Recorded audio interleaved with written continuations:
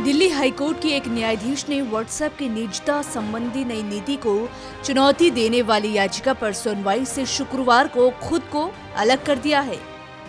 बता दें कि दुनिया की सबसे पॉपुलर मैसेजिंग ऐप व्हाट्सएप अपनी नई पॉलिसी को लेकर विवादों में आ गया है और इस पर जमकर हंगामा हो रहा है। इस बीच व्हाट्सएप की नई पॉलिसी को लेकर दिल्ली हाईकोर्ट में हाल ही में एक याचिका दाखिल की गई थी, जिसकी सुनवाई पर से हाईकोर्ट की एक जज ने खुद को अलग कर दिया। न्यायमूर्ति प्रतिभा एम सिंह ने फेसबुक या व्हाट्सएप की तरफ से भेजे गए एक ईमेल पर नाखुशी जताई, जिसमें कहा गया था कि उन्हें मामले की सुनवाई नहीं करनी चाहिए।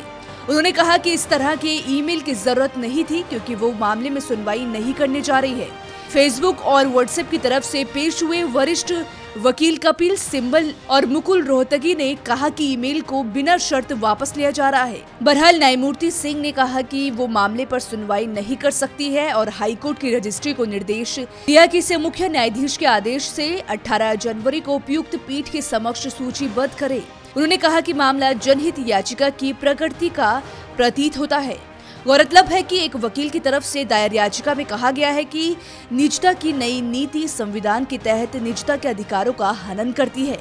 याचिका में दावा किया गया है कि व्हाट्सएप की निजता संबंधी नई नीति उपयोगकर्ता की ऑनलाइन गतिविधियों पर पूरी पहुंच की अनुमति देता है और इसमें सरकार की कोई निगरानी नहीं है। नई नीति के तहत उपयोगकर्ता या तो इसे स्वीकार करता है या ऐप से बाहर हो जाता है, लेकिन वो अपने डाटा को फेसबुक के स्वामित्व वाले दूसरे मंच या किसी अन्य ऐप के साथ साझा नहीं करने का विकल्प नहीं चुन सकते हैं। बता दें कि मैसेजिंग ऐप व्हाट्सएप ने अपनी सर्विस की शर्तों और प्राइवेसी पॉलिसी को अपडेट किया है और यूजर्स को नई पॉलिसी का नोटिफिकेशन भेजना शुरू कर दिया है। इसको लेकर कई लोगों को संदेह है। यूजर्स को संदेह है कि व्हाट्सएप इस्तेमाल करने वालों का सारा डाटा लीक हो सकता है और प्राइवेसी खत्म हो सकती है।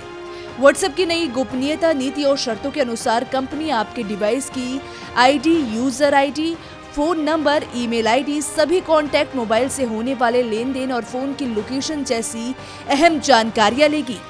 नई शर्तों में कहा गया है कि आपके मोबाइल से ली जाने वाली सारी जानकारियां फेसबुक और इंस्टाग्राम के साथ शेयर की जाएगी।